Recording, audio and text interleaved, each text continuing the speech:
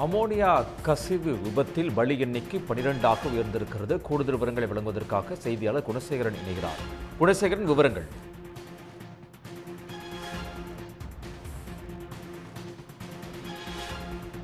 திருவள்ளூர் இறால் பதப்படுத்தும் ஆலையில் அமோனியா கசிந்த விபத்தில் பலி எண்ணிக்கை என்பது தற்போது 12ஆக உயர்ந்திருக்கிறது. ஏற்கனவே 11 பேர் உயிரிழந்த நிலையில் மேலும் ஒரு சிலர் கவலைக்கிடமாக இருந்த சூழலில் தற்போது பலி எண்ணிக்கை என்பது 12ஆக உயர்ந்திருக்கிறது. மேலும் ஒரு இளம்பெண் தற்போது பலியாக இருக்கிறார். சென்னை ராஜீவ்காந்தி அரசு மருத்துவமனையில் சிகிச்சை பெற்று வந்த இளம்பெண் தற்போது உயிரிழந்திருக்கிறார்.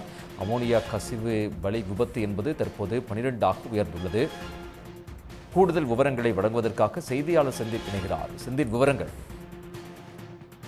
திருவள்ளூர் மாவட்டம் பெரியபாளையம் அருகே இறால் பதப்படுத்தும் பண்ணையில் ஏற்பட்ட அந்த அமோனியா வாயு கசிவால் பாதிக்கப்பட்டு உயிரிழந்தவர்களின் எண்ணிக்கை 12ஆக உயர்ந்துள்ளது. சென்னை ராஜீவ்காந்தி அரசு மருத்துவமனையில் இன்று பிற்பகல் சுமித்ரா என்ற 22 வயது இளம்பெண் சிகிச்சை பலனின்றி பரிதாபமாக உயிரிழந்தார். திருவள்ளூர் மாவட்டம் பெரியபாளையம் அருகே கடந்த ஞாயிற்றுக்கிழமை இறால் பதப்படுத்தும் பண்ணையில் அமோனியா வாயு ஏற்பட்ட கசிவால் கிட்டத்தட்ட 70க்கும் மேற்பட்டோர் உடல்நலம் பாதிக்கப்பட்டு ரத்த வாந்தி எடுத்து திருவள்ளூர் அரசு மருத்துவமனை, அதே போல தனியார் மருத்துவமனை, சென்னை ராஜீவ்காந்தி, அதே போல ஸ்டான்லி அரசு மருத்துவமனைகளில் சிகிச்சை பெற்று வந்தனர்.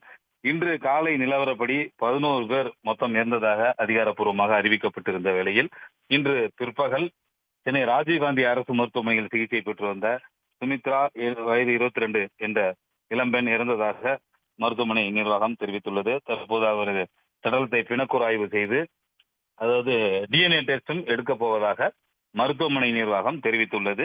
அதன் பிறகு உறவினர்களுக்கு தகவல்கள் தெரிவிக்கப்பட்டு, உறவினர்கள் வந்த பிறகு அவர்களுக்கும் DNA டெஸ்ட் எடுக்கப்பட்டு முடிவுகள் சரிபார்க்கப்பட்டு அதன் பிறகு சடலம் ஒப்படைக்கப்படும் என மருத்துவத்துறை அதிகாரிகள் தெரிவித்திருக்கிறார்கள்.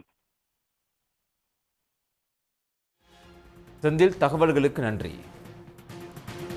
இவ்வளவு கொடூரமான விபத்து நடந்து 70 தொழிலாளி, அது பெண்கள் பாதிக்கப்பட்டிருக்க இந்த பிரச்சனையில சட்டமன்றத்தில் ஏன் விவாதிக்க கூடாது? விவாதிச்சா என்ன மோசமா நடந்துரும். எனவே அது அந்த அணுகுமுறை என்பது ஏற்புடையதே அல்ல. சட்டமன்றம் மக்கள் பாதிக்கப்படும் இந்த மாதிரி பிரச்சனை தான் பேசணும். அப்பாவை காணுங்கிறதா இப்ப பெரிய சட்டமன்றத்துல பெரிய பிரச்சனை, அது மனைவியை காணுங்கிறதா சட்டமன்றத்துல பெரிய பிரச்சனை. அதெல்லாம் பேசுறதுக்கு சட்டமன்றத்துல இடம் இருக்கு. ஆனா தொழிலாளிகள் இப்படி 74 உயிர்கள் ஊசலாடிக்கிட்டு இருக்க இந்த பிரச்சனையை பத்தி பேசாம இருக்கிறதுங்கிறது எந்த விதத்துல நியாயமே இல்லை. எனவே அரசு ஒரு குழு போட்டிருக்காங்க, அந்த குழுவெல்லாம் அறிக்கை கொடுத்துருக்காங்க. அந்த குழு அறிக்கையில என்ன இருக்குன்னு தெரிய போதில்லை. அந்த அரசு அந்த உயிரிழந்தக்கூடிய குடும்பங்களுக்கு 25 லட்சம் ரூபாயும் அதுக்கு மேல் சட்டப்படி கிடைக்க வேண்டிய எல்லா விதமான பலன்களும் அந்த குடும்பத்துக்கு கிடைக்கணும். இன்னைக்கு சிகிச்சை முடிந்து வீடு திரும்பி இருக்கிற அனைவருக்கும் உரிய நிவாரணத்தை அறிவிப்பது மட்டுமல்லாமல் அவங்களுக்கு கூடுதலான பாதுகாப்பு ஏற்பாடு, தொடர் சிகிச்சை அளிப்பதற்கு அரசு முன்வரும். எல்லாத்தை விட அந்த தொழிற்சாலை நிர்வாகம் எந்த அளவுக்கு இந்த விபத்துக்கு பொறுப்போ அதுக்கு நிகரான பொறுப்பு அந்த தொழிலாளர் துறை அதிகாரிகள் பொறுப்பு இருக்காங்க.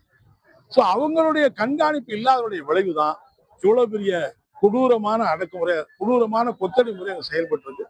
எனவே அந்த தொழிலாளர் துறை அதிகாரிகள் மீது உரிய நடவடிக்கை எடுக்கணும், கைது பண்ணணும் என்பதை நாம் உடனுக்குடன் செய்திகளை தெரிந்து கொள்ள சன் நியூஸ் பெல் ஐகானை கிளிக் பண்ணுங்க.